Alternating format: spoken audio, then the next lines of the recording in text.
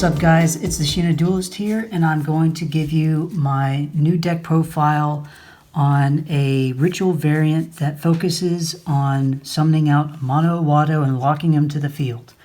Of course, it's going to run the Shinobird cards and a bunch of other ones that might surprise you. It ends up being a really consistent deck that has a lot of power even into some of the meta decks that I typically see at my locals, like Tier Elements, Spright, lots of Floo and players at my locals, things like that. So I'll get right into it. First, we're going to be playing 2 Shinobird Peacock. He's just great removal for monsters, a lot of non-targeting mass removal, and if you have Amano and Iwato in hand, you can bring him out. Then we're going to have 2 Shinobirds Peacock. This is the one that actually really gets Amano Iwato out just because it can special it from deck when you shuffle back monster or spell and traps your opponent controls. So the way I end up using it most often is with another card in this deck, which is Transonic Bird, which lets you ritual summon on your opponent's turn. So they play something like a good example would be the Tier Element field spell, where they play that to attempt to search. You quick effect summon out Shinobirds Peacock, shuffle it into the deck, and then summon an Amano Iwato, and then none of the Tier Element cards can activate. None of their monsters can activate. So it ends up being pretty strong into matchups like that. Then I play 2 Incantation Chalice Line, because it's just part of a little engine that makes things a little more consistent, lets you plus a lot to get your rituals out. Then I play 1 Necros of Unicorn, because it's a good just blanket negation for monsters from the extra deck, and that includes the Pendulum monsters as well that were summoned from the extra deck. Then the Transonic Bird. I was a little iffy at including this at first, but it really helps with your turn 1 setup, especially if you do not open Amano Iwato with a way to get it onto the field. You can bring out Transonic Bird, set up your hand with some Shinobird or Shinobirds, and then during their turn you can use their mass removal effects to get rid of their cards, and then also potentially summon out Amano Iwato and lock their field down, or lock their monster effects down. Next, we have 3 of the guy I keep talking about, Amano Iwato. It's a very powerful card. It's essentially kind of a Mystic Mine in a way that's a little more fair, because it has a body that they can just crash over. But you can, typically it would return to hand, but with the Shinobirds, they lock him to the field when he's summoned. You can also summon him into a field of monster negates, and then use your Shinobird effect still, because he doesn't negate spirit monsters. Next, we play 2 Incantation Talismandra and 2 Incantation Candle. These cards are really good at just fetching out your ritual spells and ritual monsters. They're not all that great to draw. I usually like getting them out with the Chalice Line, but that's just kind of how it is. Then we play 1 each of Dogmatika Maximus, Dogmatika Fleur-de-Lis, and the Dogmatika Ecclesia.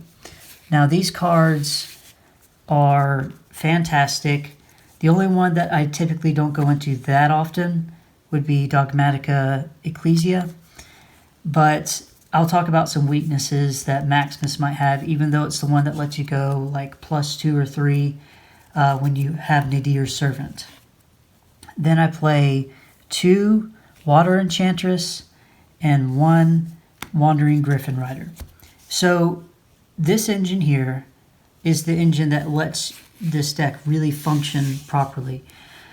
So the adventure engine in this deck functions as setting up a Griffin Rider to negate your opponent's interruptions, but it also, the main thing it does is the Rite of Aramesir makes it so where Amano Iwato cannot activate its effect to return to hand during the end phase, which means that he's stuck on the field, negating your opponent's monster's effects. It also gives you a good discard outlet with the Fateful Adventure. Next, we play 2 Effect Veiler, just some extra cards in here to interrupt your opponent when on their turn. And 1 DD Crow. It may seem weird just to run 1, but it's actually searchable with a combo from Nadir's Servant. So I play the 1 to search out. Next are these power spell cards that really make this deck work well. I play pretty much as many that let you just straight up plus or otherwise make the deck more consistent. So we have 3 Rite of Aramesir, and I play 3 Rite, 2 Water Enchantress because I don't like bricking on multiple Water Enchantress, Rite of Aramesirs with the other parts of the engine like the Griffin Rider, or you draw into the Fateful Adventure, you draw into the Draco back, things like that. It's just a lot better, I think, to run a smaller amount if you can. And I like cutting the Water Enchantress because I'd rather see Rite in my hand, because even if they negate it, it still applies the restriction, which lets me stick Amano Iwato on the field. Next, I play 3 Nadir's Servant. This card is just amazing, and by itself is a Sky Striker Mobilize Engage. It lets you search a card and draw a card by sending Garura for the first part of its effect. And then from there, you can end up searching Maximus and the draw 1. Maximus can banish the Garura and then summon itself, and then send 2 cards from your extra deck, which can be your Herald of the Arclight, and then something else to search, either your Titaniclad to grab a Fleur-de-Lis from deck, or an Ecclesia, or you can send a Tri-Brigade Shurag, which lets you, because you banished the Garura, add a DD Crow to your hand. So it's just an amazing card by itself. The only thing to keep in mind when using it is that right now a lot of people are playing Garura in the extra deck for fusion, for Super Poly and things like that. Or like your tier decks, you may not want to go into Maximus. You may just want to search out an Ecclesia and normal or special it. It's just you have to be careful when using it, the Maximus effect, because it can end up biting you in the ass if they're playing extra deck cards that have effects. Next up, we play 3 Preparation of Rites. This card in general is just amazing. It's straight up a +1. You just search 2 cards out of your deck, a ritual monster and a ritual spell, and you can't really go wrong with it. Next, we have the slightly less good Preparation of Rites, but it's only less good because it's not always a +1. It lets you search out any level 7 or lower ritual monster and then add a ritual spell from your graveyard to your hand. So it's not always going to be able to add that spell from graveyard to your hand, but if you sequence your cards right and can hold it until after you ritual summon, you can end up plussing off of it as well.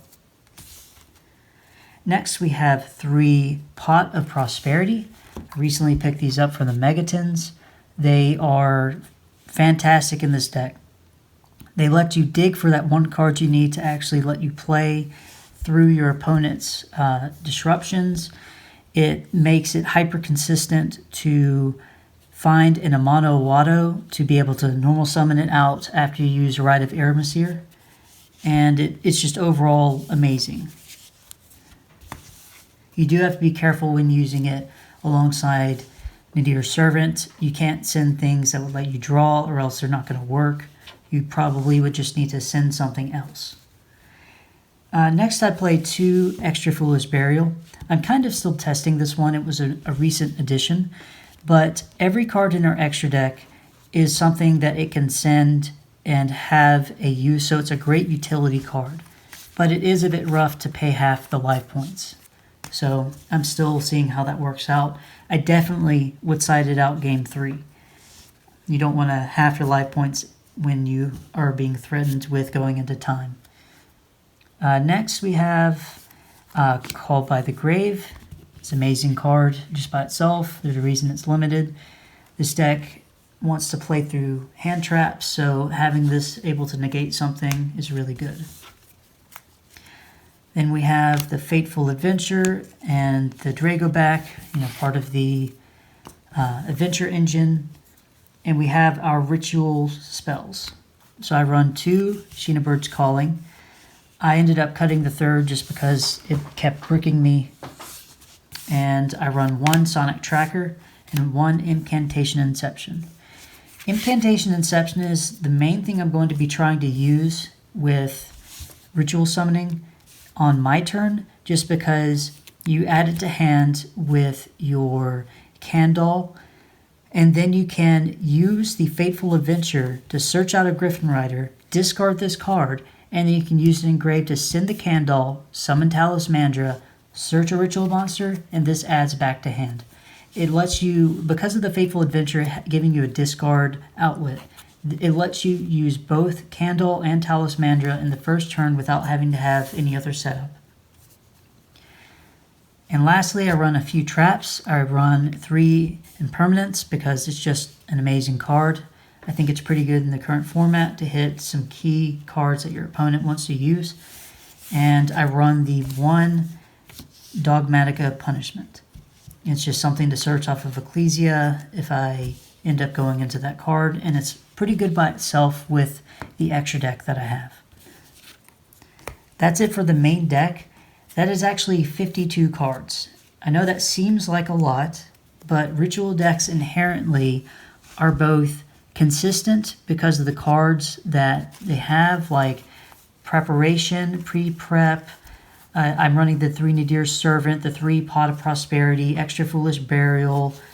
All of that good stuff makes it still consistent. The other cards like the Incantation Support, things like that, make it consistent. And I want to run more cards in my deck so I'm less likely to draw the few bricks I have. The drawing into the Dragobacks and the Fateful Adventure, sometimes drawing into the ritual spells or too many ritual monsters in hand is not great, so I'm running more cards so I see them less. But you can feel free to run however many cards you want in your own deck. I think this has just worked out well for me so far. For the extra deck, I run 3 Herald of the Arclight. There's not much to be said about this card. If you can send it from the extra deck to the graveyard, you get to search a ritual monster or spell. Next, I run the 1 of Wind Pegasus Agnister. This card's pretty good to send when you can't draw off of Nadir Servant because you've activated a Pot of Prosperity, and it lets you just protect yourself whenever your opponent is trying to remove your cards. Next, I run 2 Titaniclad. It's the one that lets you search out Fleur de Lis, and you have your Maximus on the field, so you have your negate set up that way. I run 3 Garura because it's just an amazing card. It lets you just draw one whenever you need to send it. I run 3 Elder Entity Natis. This card's great to send off of pretty much anything to let you just pop a card on the field. You can send this 1 of Fossil Warrior Skull Knight to set up your graveyard for an additional pop whenever you need it. It's not quite as good as Natis, but sometimes there are situations where it could be better. And then I run the 1 ofs Tri-Brigade Ferjit and Tri-Brigade Shureg. Before Garua came out, Tri-Brigade Ferjit was the 1 card that you could send from the extra deck to draw one, but then you had to put a card back, so you didn't actually plus off of it. But now with Garua, you can actually draw a card, and then if you still need to draw more, you can send a Ferjit to dig a little further into your deck. And then the 1 of Shureg, which I mentioned already before, it's here to send when I have a Garua banished, because it's a winged beast, which lets me search out DD Crow. That's pretty much everything for the extra deck. I've got a side deck here, but remember, it kind of depends on your own locals, your own events that you're going to, and should pretty much change every time you go based on what you think you're going to be playing into. I'm running the 3 DD Crow because I play into a bunch of Floowandereeze at my locals. 3 Lava Golem because it's great. It's also level 8, which makes it easy to tribute for different things. I run 3 Nibiru. It's a pretty good card in the current format, especially into tier elements.